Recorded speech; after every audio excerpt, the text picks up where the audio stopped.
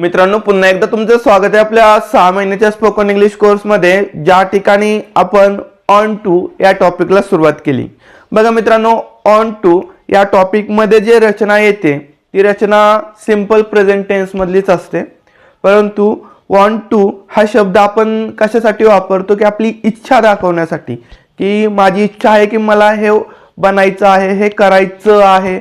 म्हणजे आपण दिवसभरामध्ये जे वाक्य बोलतो त्यामधील असे वाक्य की ज्यांच्या शेवटी च आहे अशा प्रकारचा उच्चार तुम्हाला पाहायला भेटतो, ते वाक्य ऑन टू या टॉपिकमध्ये येते. ॲक्च्युली हा सिंपल प्रेझेंट टेन्सचाच भाग आहे, परंतु आपण ऑन टूला एक वेगळं टॉपिक म्हणून शिकत असतो स्पोकन इंग्लिश शिकत असताना. म्हणून आपण सुरुवात करतोय ऑन टू म्हणजे शेवटी च आहे अशा प्रकारचा उच्चार येतो अशी वाक्य ट्रान्सलेट करायला. आता याच्यामध्ये दोन प्रकारची वाक्य आज आपण शिकणार आहे. पहिलं वाक्य आहे होकारार्थी वाक्य. होकारार्थी वाक्य इंग्लिशमध्ये ज्याला तुम्ही अफर्मेटिव्ह सेंटेन्स म्हणता. होकारार्थी वाक्य हे कसं ट्रान्सलेट करायचं बघा. सुरुवातीला तुम्ही सब्जेक्ट लिहायचं. काय लिहायचं? सब्जेक्ट.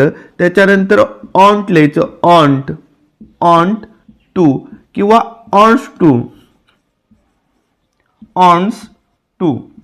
त्याच्यानंतर क्रियापदाचं पहिलं रूप, त्याच्यानंतर ऑब्जेक्ट आणि त्याच्यानंतर रिमाइनिंग सेंटेन्स आणि फुल स्टॉप. आता बघा, ऑन टू कधी वापरणार आणि ऑन्स टू कधी वापरणार? ज्यावेळेस आपलं जे सब्जेक्ट आहे हे एक वचन असेल त्यावेळेस तुम्ही ऑन टू ऑन्स टूचा वापर करणार. जसं की शी, बघा शी एकच आहे, ती, शी म्हणजेच काय, ती एकच आहे, त्या ठिकाणी तुम्ही ऑन्स टूचा वापर करणार. त्याच्यानंतर ही, ऑन्स टू, इट आणि एक नाव, एक वचन नाव. ठीक आहे. मग राम असेल, गौरी असेल, असं एकच असेल तर काय वापरणार तुम्ही? ऑन्स टू वापरणार. तसंच जर सब्जेक्ट अनेक वचन असेल तर फक्त ऑन टूचा वापर करायचा. जसं की दे, एकापेक्षा जास्त, दे म्हणजे काय, ते. त्याच्यानंतर वी, वी म्हणजे आम्ही. तसंच बघा मित्रांनो, आय आणि यू याच्या समोर सुद्धा कोणाचा वापर केला जातो? ऑन टूचा वापर केला जातो. तर ही गोष्ट तुम्ही लक्षात ठेवा. तसंच एकापेक्षा जास्त नावं, अनेक वचन, याच्या समोर पण कशाचा वापर केला जातो? अनेक वचन नाव. याच्या समोर पण ऑन टूचा वापर केला जातो. हे तुम्ही लक्षात ठेवा. बघा, हे तुम्हाला समजलं. होकारार्थी वाक्य त्याचा फॉर्म्युला हा आहे. आणि सब्जेक्ट नंतर ऑन टू कधी वापरायचं आणि सब्जेक्ट नंतर ऑन्स टू कधी वापरायचं. आणि बघा त्याच्यानंतर क्रियापदाचं पहिलं रूप, ऑब्जेक्ट आणि रिमाइनिंग सेंटेन्स. हे तर आपण पहिल्यापासून कॅन आणि शुड मध्ये ज्या प्रकारे शिकलोय त्याच प्रकारे आहे. आता बघा वाक्य घेऊया मित्रांनो, की त्याला, त्याला शाळेला जायचं आहे. शाळेला जायचं आहे, जायचं आहे. त्याला शाळेला जायचं आहे. तर बघा, च आहे म्हणजे त्याची इच्छा आहे असं सांगितलंय. त्याला शाळेला जायचं आहे म्हणजे त्याची इच्छा आहे, त्याला ते करायचंय. म्हणजे त्याला साठी सुरुवातीला तुम्ही कशाचा वापर करणार? आपण पहिल्यांदा शिकलो की बघा, तो म्हणजे हीचा वापर करणार आपण. तो साठी कोणाचा? हीचा. तसंच त्याला याच्यासाठी हिमचा वापर करणार. कशाचा? हिमचा. आणि त्याचा, त्याची, त्याचे, त्याची, त्याचे, ह्याच्यासाठी हिजचा वापर करणार. कोणाचा? हिज. पण बघा या ठिकाणी त्याला आलंय, या ठिकाणी पण त्याला आलंय, पण हा सब्जेक्ट म्हणून आलंय म्हणजे त्या ठिकाणी सब्जेक्टिव्ह प्रोनाउन आपण वापरणार, म्हणजेच आपण हीचा वापर करणार. ठीक आहे, हे तुम्ही लक्षात ठेवा. ही, आता ही कोण आहे? एक वचन आहे म्हणजेच त्या ठिकाणी ऑन्स टू वापरणार तुम्ही. ऑन्स टू. त्याच्यानंतर जाणे म्हणजे गो. त्याच्यानंतर त्याच्या हा जो ला लागलाय त्याच्यासाठी पण टूचा वापर करणार. टू. ठीक आहे. ह्याच्या समोर नेहमी बघा इन नाही लिहायचं. शाळेमध्ये जरी असतं या ठिकाणी तरी सुद्धा तुम्ही गो नंतर टूचाच वापर केला असता. टू नंतर नेहमी, गो नंतर नेहमी टूचा वापर केला जातो, हे लक्षात ठेवा. प्रेपोजिशन आहे एक. आणि शाळेला म्हणजे गो टू स्कूल आणि फुल स्टॉप. त्याला शाळेला जायचं आहे अशा प्रकारे.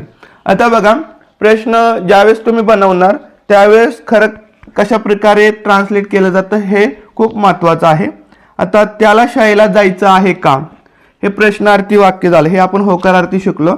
आता बघा, त्याला शाळेला जायचं आहे का? त्याला शाळेला जायचं आहे का? शेवटी का लावून प्रश्न विचारलाय. इंटरोगेटिव्ह सेंटेन्स म्हणजे साधा प्रश्नार्थी वाक्य आहे. आता बघा मित्रांनो, मी सुरुवातीला सांगितलं होतं की सिंपल प्रेझेंट टेन्स मधली रचना आहे आणि सिंपल प्रेझेंट टेन्स मधली रचना असेल तर त्यावेळेस सिंपल प्रेझेंट टेन्स मध्ये स्वतःचा हेल्पिंग वर्ब नाही, म्हणून आपल्याला डू किंवा डजचा वापर करावा लागतो हेल्पिंग वर्ब म्हणून. आणि आपला नियम काय आहे की ज्यावेळेस शेवटी का लावून प्रश्न विचारलेला असतो त्यावेळेस सुरुवातीला आपल्याला हेल्पिंग वर्ब लिहावा लागतं. तर बघा, डू किंवा डजचा वापर करणार तर डजचा वापर आपण कधी करणार? डज या ठिकाणी बघा, डजचा वापर आपण कधी करणार की ज्यावेळेस सब्जेक्ट आपला एक वचन आहे त्यावेळेस. आणि डूचा वापर आपण कधी करणार की ज्यावेळेस सब्जेक्ट आपला अनेक वचन आहे किंवा आय यू अशा प्रकारचा आहे त्यावेळेस. हे लक्षात ठेवा तुम्ही. बघा, डजचा वापर कधी करणार आणि डूचा वापर कधी करणार. आता याच्यामध्ये सब्जेक्ट आपलं त्याला म्हणजेच ही आहे, म्हणजे या ठिकाणी तुम्ही सुरुवातीला डजचा वापर करणार. ठीक आहे, डज. त्याच्यानंतर काय सेम लिहायचं, ही, डज, ही. फॉर्म्युला सेम आहे बघा, सुरुवातीला फक्त डज येणार, त्याच्यानंतर सेम येणार.